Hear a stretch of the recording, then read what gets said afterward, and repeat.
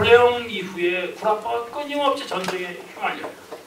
그리고 드디어는 폴란드가 3차에 걸쳐서 분할되는 걸 보고, 근데 그 분할되는 과정이 항상 교묘해요. 평화를 먼저 해서 조약을 맺고 10년 동안 가서 휴지 조각처럼 물 버리고 다시 전쟁이 나고, 이게 반복이 계속됩니다. 그래서 칸트가 결국은 폴란드의 분할을 보고 의문을 느껴서 쓰게 된 게 영구 평화론인데, 이것은 9개의 조항으로 되어 있습니다. 3개의 조항은 반드시 해야 하는 의무 조항입니다. 이걸 definite article이라고 이렇게 했는데, 저는 그걸 의무 조항이라고 번역을 했습니다. 그리고 6개는 하지 말아야 할 조항입니다. 이게 네거티브 한 거예요. 먼저 그러면 반드시 해야 할 3개가 뭐냐? 첫 번째가 자유공화 제도입니다. 칸트 이전의 전쟁은 대개가 왕족들, 귀족들의 흥미, 이해관계에 의해서 전쟁이 일어났어요. 백성들 의견을 무시하고. 그래서 칸트는 영국을 그렇게 싫어했어요. 영국이야말로 야만 국가다. 그 지적 수준은 세계적이지만 그 품성은 야만이다. 그래서 그 예를 많이 들었는데, 그 중에 하나가 아메리카 대륙에서 이런 아메리칸 인디안에 대한 그런 얘기를 많이 합니다. 그래서 영국은 믿을 게 못 된다. 그래서 자유공화제를 첫 번째로 했습니다. 그러면 자유공화제는 건 뭐냐? 반드시 자유공화제는 아니더라도 대의 정치, 그러니까 그야말로 글자 그대로 뜻있는 대의 정치를 첫 번째 조건을 내세웠어요. 왜 그런 거 아니? 대의 정치라고 되면 전쟁이 소수의 사람에 의해서 감정이 휩쓸리거나 소수의 이익에 의해서 일어나지 않는다. 그래서 자유공화제입니다. 이승만 박사는 젊을 때부터 공화제를 주장한 사람이에요. 그것 때문에 감옥에도 갔고, 그것 때문에 고초도 겪었고, 그러면서 이승만 박사의 글도 보면은 초기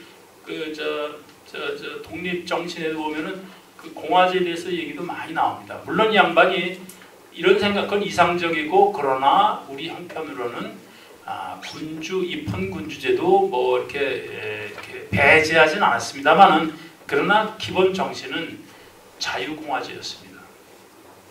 두 번째 뭔고하니, 칸트의 두 번째 의무 조항은 뭔고하니, 자유국가연합체입니다. 그러니까 아까 말씀드린 대로 그 전까지는 국가와 국가를 연결해 주는 게 없었어요. 그저 개인의 유능한 외교관에 이렇게 맡겼습니다. 수많은 나라가 비밀 외교를 많이 했어요. 비밀 외교는 안 된다. 결국은 윌슨 대통령 때 와서 비밀 외교가 이제 철폐되기 시작했지만, 마사릭도 벌써, 아까 소개에 말씀드린 마사릭도 벌써 윌슨 이전에 비밀 외교는 안 된다. 이 궁정 비밀 외교는 이건 안 된다. 그래서 얘기했다시피 자유국가연합체인 건 뭐냐? 국가는 국가대로 있고, 그리고 이걸 묶고, 쉽게 말하면 오늘날의 유엔 같은 걸 생각한 겁니다. 그런데 어느 나라가 이걸 다 통합해서 하나의 정부로 세우는 건 반대했어요. 그러면 그것도 잘못하다가 독재로 흐르기 쉽다. 그 후에 일어난 여러 가지 사건을 보면은 히틀러의 등장이라든가, 또는 볼셰비키의 등장이라든가, 심지어는 일본에 대해서는 저팬 인사이드 아웃에서 이승만 박사가 분명히 얘기했어요. 국제연맹은 우리 일본의 천황을 그 머리 위에 올려놔야 된다 라고 믿는 족속들이니까 하면서 그걸 비판하는 게 있습니다. 그래서 자유국가연합체라는 게 필요하다. 그 자유국가연합체를, 근데 단순히 자유국가연합체가 아니라 국제연맹처럼 이것을 이끌어가는 이성적인 국가가 필요하다. 그래서 칸트는 무슨 나라를 꼽았는 거니? 미국을 꼽았어요. 1795년에 이 글을 쓸 때를 보면은 미국이 독립한 지가 불과 20년도 안 되는 때예요. 저기다 저 구석이 13주 만에 이렇게 독립한 때. 그러니까 지금의 미국은 비교가 안 되는 조그만 나라예요. 그래서 존 아담스, 3대 대통령 존 아담스의 그 자기 부인 에비게일 아담스 그 편지 교환한 걸 보면은 존 아담스가 그래요. 우리는 커다란 실험을 하고 있다. 이 대실험에서 성공을 짠할지는 난 모르겠다. 이게 자기 부인한테 보낸 편지가 있습니다. 그러니까 13조로 드디어 기원은 최초의 공화정을 하고 있지만 이게 성공을 할지 안 할지는 워싱턴을 비롯해서 제퍼슨, 존 아담스 전부 확신이 없는 거예요. 유럽의 여러 나라들이 왕정을 하고 있고 그리고 미국을 호시탐탐 노리고 있고 드디어는 1812년에 제2차 독립전쟁이 일어나지 않습니까? 이게 대단히 불안한 상태인데 칸트는 그때 벌써 꿰들어갔어요. 꿰들어오면서 자유국가연합체가 평화체라고 했습니다. 자유국가 평화연합체가 필요한데 그 체제는 이끌어가는 이성적인 국가가 필요한데 내가 보기에는 지금 한 나라, 미국이라는 말을 안 씁니다. 근데 내가 보기엔 한 나라가 있다. 그 나라는 공화제도를 쓰고 있다. 미국 아니겠어요? 그래서 칸트는 아까 말씀대로 자기가 속해 있는 프러시아도 안 믿었어요. 칸트는 그 할아버지가 스코틀랜드에서 이민 온 후손입니다. 스코틀랜드 사람이에요. 할아버지는 CANT로 씁니다. 아버지도 CANT로 썼어요. 근데 칸트가 KANT로 씁니다. 그래서 스코틀랜드 후손이에요. 그것도 3세죠. 그래서 프로시아를 싫어했어요. 군국주의고, 그래서 싫어했습니다. 아까 말씀드린 영국도 그 야만 국가라고 했습니다. 그리고 그 영국 평화를 해보면은 그 미국이라고 지목은 안 했지만 그 미국을 굉장히 기대했어요. 미국이야말로 공화정을 실시하고 있고 그리고 앞으로 크게 가공할 정도로 크게 될 나라다라는 걸 내다봤습니다. 이 박사가 똑같은 얘기를 해요. 물론 이 박사는 한 100년 후의 사람이지만 그 이 박사가 100년 전에 그 글을 쓸 때 미국은 지금의 미국하고 다릅니다. 그때 미국은 군사력이 지금의 루마니아보다도 작은 나라였어요. 그리고 상비군도 없었습니다. 그리고 서부 개척의 간신히 끝나서 이게 국내 문제만 해도 지금 이게 간신히 이렇게 수습할 정도 서부 개척의 간신히 끝나고 하와이를 병탄을 떼고 그 다음에 몸을 웅크리고 지금 필리핀으로 이렇게 기회를 엿볼 때 그런 때니까 지금의 미국과는 아주 모습이 다른 때인데 이 박사는 칸트처럼 비슷한 말을 했어요. 미국은 앞으로 크게 될 나라다. 이렇게 그런 글이 있어요. 그래서 이 국제연합이나 국제연맹을 이제 그 염두에 둔 글이 두 번째 그 영구 평화의 그 의무 조항입니다. 세 번째가 이게 재미난 거예요. 세 번째가 이거는 이성적인 거예요. 자유공화제도 이성적인 제도고 자유국가 평화연합제도 이성적인 제도입니다. 그전에는 이 평화연합체가 뭐가 있었는 거니 교회가 있었어요. 이걸 다 알다시피 그 로마 카톨릭 교회가 그 평화 연합체라고 생각하고 결국 교회가 전 세계에 퍼져 있으니까. 그러나 칸트는 종교는 배제하고 이성적인 거로 두 가지 조건을 내세웠습니다. 근데 이성만으로는 안 된다. 왜 그러냐? 이성이 이게 의 아니겠어요? 우리 말하자면 조선에서 이하고 의가 있으면 의를 조선은 그렇게 내세우는데 그 의만 갖고는 안 된다. 도덕만 갖고는 안 되고 이 사람이 그 세 번째로 내세운 게 다음과 같은 겁니다. 전 세계 표면은 모든 사람의 것이다. 자유통행. 그러면서 뭐라 했는 거니? 쉽게 얘기하면 다른 나라 사람이 오면은 막질 말고 우호를 맞이하고 그리고 다른 그 방문하는 사람은 예의 갖춰서 방문하고 이게 자유통행입니다. 이게 어디서 근거를 듣느냐? 하나님이 그러셨잖아요. 번성해라. 세상의 모든 걸 다스려라.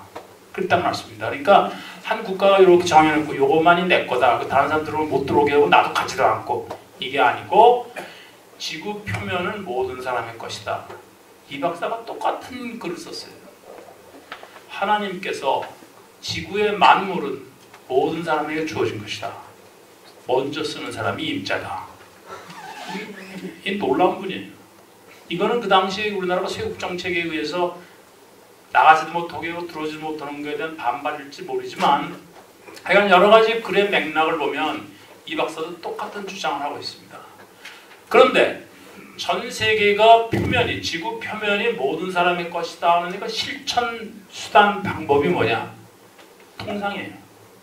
그러냐면 물건을 갖고, 그래서 모렌건이 세 번째 의무조항이 끝나면서 보록을 썼어요. 그 first supplement 해가지고 첫 번째 보장 보록. 이 보장이 무슨 뜻인고 하니 평화를 보장하는 첫 번째 그 보론이 뭐냐? 아까 말씀대로 자연은 양말 하나님의 말은 안 썼어요. 근데 자연은 현명하게도 국경으로 여러 나라를 만들었다. 그러나 이 국경을 넘어서 모든 나라를 하나로 묶어주는 정신은 통상의 정신, 상업정신이라고 했어요. 그러면서 그 다음에 뭐라고 썼는 거 아니? 상업정신이야말로 전쟁을 막아준다. 이런 글을 썼어요. 이 박사도 똑같은 글을 썼어요. 이 박사는 그 독립정신에서 똑같은 얘기를 하면서도 학위 논문에서 더 분명히 썼어요. 칸트의 규절을 거의 갖다가 썼어요. 근데 그건 이 양반이 갖다 쓴 게 아니고 이 양반이 인용한, 학위 논문 쓸 때 인용한 문헌의 문장을 갖다 쓴 겁니다. 그러니까 이 양반이 알고 있었다는 거예요. 그래서 문헌을 제가 뒤져봤더니 학위 논문의 제일 뒤에 이제 참고 문헌이 나오는데 그 문헌을 뒤져봤더니 그 문헌에 그 칸트의 얘기를 인용한 거예요. 근데 이 양반은 그걸 그대로 또 자기 학위 논문에 인용을 했어요. 이 얘기는 뭔가 하니 이 양반이 칸트를 간접적으로도 알고 있었다 라고 평가할 수가 있습니다. 하여간에 세 개가 이 양반이 딱 들어맞아요. 첫째는 자유공화제, 두 번째는 자유국가연합체, 평화연합체, 세 번째가 자유통행, 자유통상입니다. 그러면서 학위 논문이 이제 시작되는 거예요. 학위 논문이 뭐라고 시작되는 거니? 자유통상이야말로 권리다. 그러니까 그 당시 지배적인 게 뭔가 하니 1776년 미국이 독립하기 이전에는 영국은 이걸 무력을 했어요. 그리고 일단 무력에 의해서 아프리카나 아시아에 와서 이건 내 땅, 내 식민지라고 딱 이렇게 차지하면 아무도 여기 물건을 못 팔게 했습니다. 권리가 아니었어요. 그런데 이 양반은 첫 페이지 혹은 둘째 페이지에서 아까 말씀대로 아담 스미스 이전에는 자유통상, 즉 이 해상입니다. 그 당시 배 타고 왔다 갔다 했으니까 해상통상은 그게 구체적으로는 대서양입니다. 미국과 영국 사이. 대서양에서의 통상은 무력이었지 권리가 아니었다. 그래서 무력과 권리를 딱 대비시킵니다. 그거는 거기서 탄생한 게 뭔가 하니 무력은 통상은 이 우호 통상이에요. 우리가 미국과 맺은 게 첫 번째 1882년에 맺은 조약이 조미 우호 통상조약 아니에요. 1조에 뭐라고 되어 있는 거니? perpetual peace라는 말 들어가 있어요. 미국이 알고 있는 거예요. 그래서 문헌을 더 지져보면 미국은 지난 150년간 칸트의 영구 평화론의 실천이 미국의 역사다. 경제적으로 보면은 그게 이제 제일 먼저 문을 열어준 게 이 박사의 스승인 윌슨의 14개조가 시작이에요. 그리고 국제연맹 하려다가 의회 승인을 못 받아서 미국이 안 들어가니까 국제연맹이 그만 아까 칸트가 얘기한 대로 지도 국가가 없었기 때문에 국제연맹이 실패한 겁니다. 그러다가 이제 2차 대전이 터지면서 대서양 헌장이 똑같이 나옵니다. 대서양 헌장에서 탄생한 게 국제연합이에요. 오늘날 유엔이죠. 이게 쭉 보면은 150년 동안의 그 미국의 역사라는 것이 뭐 다른 측면으로도 관찰하고 연구할 수 있지만